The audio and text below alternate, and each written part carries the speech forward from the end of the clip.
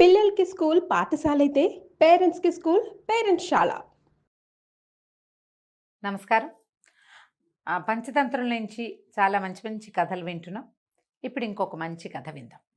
పూర్వమట ఒక పల్లెటూరులో గర్వి అనే పేరున్న ఒక గాడిద ఉండేదట. ఈ గాడిదకి తన సాటి గాడిదలతో కాకుండా ఒక నక్కతోటి స్నేహం కలిసింది. నక్క గాడిద గొప్పగా స్నేహం చేసేది. ఈ నక్క ఏంటంటే మాంసాహారితో పాటు అది శాకాహారి కూడా. పళ్ళు కాయలు కూరలు తినేది. గడ్డేది తింది కానీ పళ్ళు తింటాం అది చేసేది.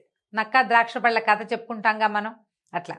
అయితే ఏమైందట, ఒకనాడు ఈ నక్క చెప్పిందట, ఊరికి దూరంగా ఉన్న తోటల్లో భలే పళ్ళు ఉన్నాయి, ఎన్ని రకాల పళ్ళు ఉన్నాయి, చాలా బాగా కాసినాయి, దోసపళ్ళు కూడా విరగబండినాయి, ఎంతో బాగున్నాయి అని చెప్పిందట.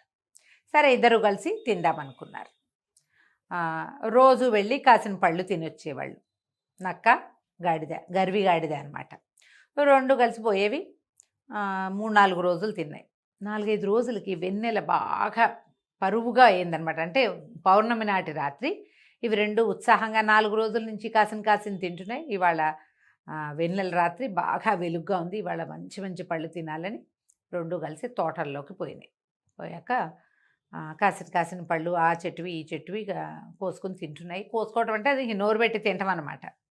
ఈ తింటూ ఉండగా చల్లగా ఉంది, తెల్లగా ఉంది వెన్నెల, పళ్ళు మెరిసిపోతూ కనపడుతున్నాయి, దోసపళ్ళు అవి బ్రహ్మాండంగా ఉన్నాయి.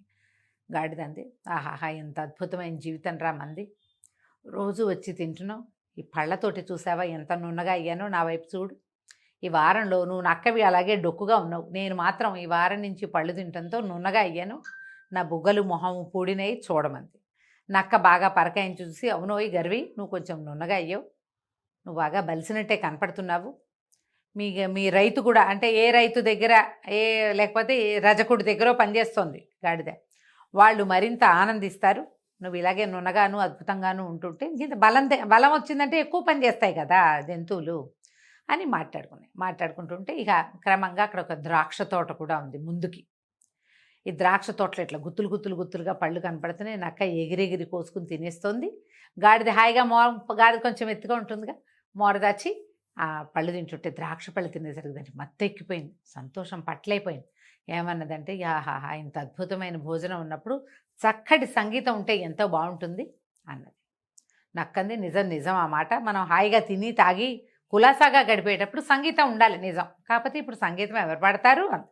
ఆనంగానే గర్వంది, అదేమిటోయ్, నేను బ్రహ్మాండమైన సంగీతకారుణ్ణి, నా కంఠం సంగతి నీకు తెలీదు, ఇక నేను సంగీతం పాడతాను, పాడి ఆనందించాలనుకుంటున్నాను, వారం రోజుల నుంచి ఈ అద్భుతమైన విందు ఒకటి దొరికింది మనకి అనగానే నక్క హడిలిపోయింది. ఓ నాయనో, నువ్వు ఇప్పుడు సంగీతం పాడితే అందరూ వచ్చేస్తారోయ్, నువ్వు సంగీతాలు గింగీతాలు పాడొద్దంది.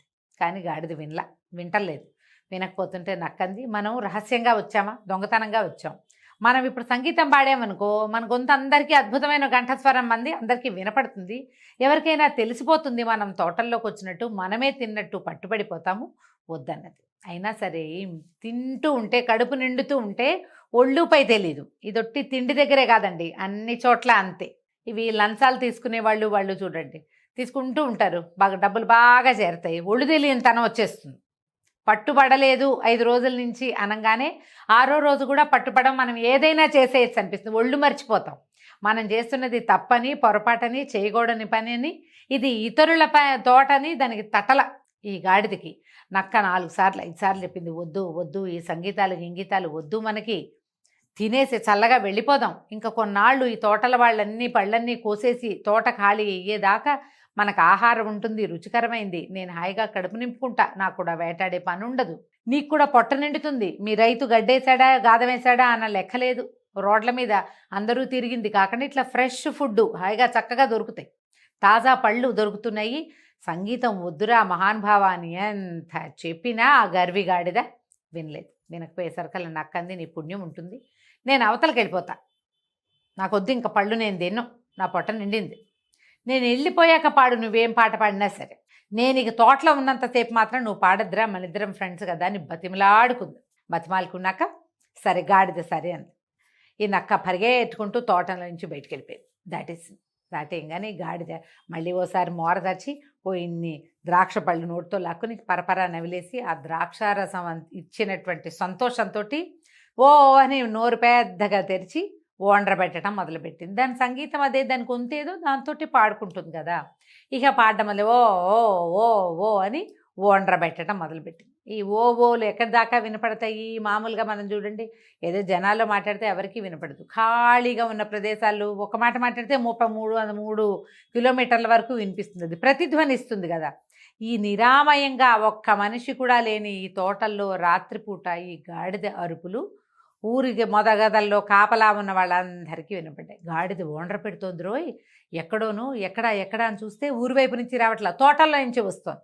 ఈ అన్ని పక్కల నుంచి కాపలా వాళ్ళు, చుట్టుపక్కల ఉన్న తోటల్లో కాపలా ఉన్న వాళ్ళందరూ పరిగెత్తుకొచ్చేసారు. దొంగ గాడిద, ఇది ఎన్ని రోజుల నుంచి ఇక్కడ తింటోందో, ఈ మధ్య తోటల్లో పళ్ళు మాయమవుతున్నాయి, ఇదే తింటుంది కాబట్టి కొట్టండ్రా పట్టండ్రా అన్నారు. ఇక అందరూ అన్ని పక్కల నుంచి కమ్మేసి కుమ్మేశారు, గాడిదని చితకొట్టు వదిలిపెట్టారు. అక్కడి నుంచి ఏం చేశారు, ఒక పెద్ద బండరాయికి తాడు కట్టి దీన్ని మెళ్ళో కట్టారు. అది అటు ఇటు వెళ్ళకుండా అక్కడే ఉంటుంది తెల్లారేదాకా. కట్టేసే పని లేదు, అక్కడే పడి ఉంటుంది. తెల్లారి ఈ గాడిద ఎవరిదో, ఈ రైతు ఎవడో చూస్తారనమాట వాళ్ళు.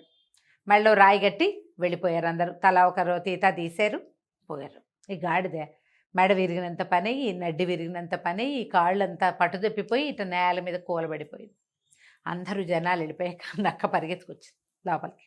వచ్చి, ఏమిటి మిత్రమా, నీ సంగీత సౌరభ్యానికి అందరూ మెచ్చి నీ మెళ్ళో పెద్ద దండేసినట్టున్నారుగా అన్నది. ఇంత బండరాయి కట్టారు, అది కదలడానికి వీలు లేకుండా చేశారు. ఈ గాడిద అనుకుని, చిచ్చి సంగీతాన్ని మెచ్చుకునే వాళ్ళే లేరు. సంగీతం ఆస్వాదించాలంటే ఒక ప్రత్యేకమైన బ్రెయిన్ కావాలి, టేస్ట్ కావాలి. వీళ్ళెవరికీ టేస్ట్ లేదు, నన్ను కొట్టారు దుర్మార్గులు. నేను ఎంత బాగా పాడానో అనుకుంది గాడిద. ఎంతో బాగా పాడి ఇంత బాగా దొరికిపోయింది. ఎప్పుడు కూడా ఏదన్నా దొంగ పని చేసేటప్పుడు ఒళ్ళు మర్చిపోకూడదు. అంటే దొంగ పని చేయడానికి ఎంకరేజ్ చేస్తారా అండి అని అడగండి. పంచతంత్రం చెప్పింది, నువ్వు నలుగురికి తెలియకుండా చేసే పని చేస్తున్నప్పుడు, ఎవరికీ తెలియకుండా చేసేటప్పుడు జాగ్రత్తగా చేయాలి. ఈ కథలో రాస్తారండి పంచతంత్రంలో, దొంగ ప్రేమికుడు రహస్యంగానే ఉండాలని రాస్తారు. ప్రేమించే వాళ్ళు కూడా దాన్ని ప్రపంచానికి తెలియజెప్పాలని చూడకూడదు. అందరికీ తెలిసిపోయిందంటే రహస్యం బట్టబయలైపోతుంది, ప్రేమ మొదట్లోకి కత్తిరించబడుతుంది. అందుకని అలా అందరికీ తెలిసేలాగా చేయకూడదు, తెలియకుండా చేయాలి. ప్రేమికుడు దొంగ ఎప్పుడు కూడా జాగ్రత్తగానే ఉండాలని పంచతంత్రం నేర్పిస్తుందండి. ఏదైనా ఇలాంటి పని చేసేటప్పుడు ఒళ్ళు మరిచిపోవద్దు. నువ్వు చేసే పొరపాట్లే, నీ ఒళ్ళు మరిపే, ఆదమరిచి ఉండటమే నిన్ను పట్టించేస్తుంది. చేయకుండా ఉండు, కానీ నువ్వు చేయాల్సి వస్తే జాగ్రత్తగా చెయ్యి అని రాజకుమారులకి ఇది నేర్పించారనమాట. అంటే రాజకుమారులకి ఈ పని ఎందుకంటే దొంగతనం చేయాలా వాళ్ళు అంటే చేయాల్సి వస్తుంది. పక్క రాజ్యాలను ఏదైనా ఆక్యుపై చేయటము అలాంటి ప్రయత్నాలు చేసేటప్పుడు, ఏదైనా ప్రయత్నం చేసేటప్పుడు రహస్యంగా చేయాలి, గుట్టు బయటపడకుండా చేయాలి. కాబట్టి జాగ్రత్తగా ఉండమని చెప్పడానికి ఈ మాట చెప్పబడింది. కథ కంచికి మనం ఇంటికి.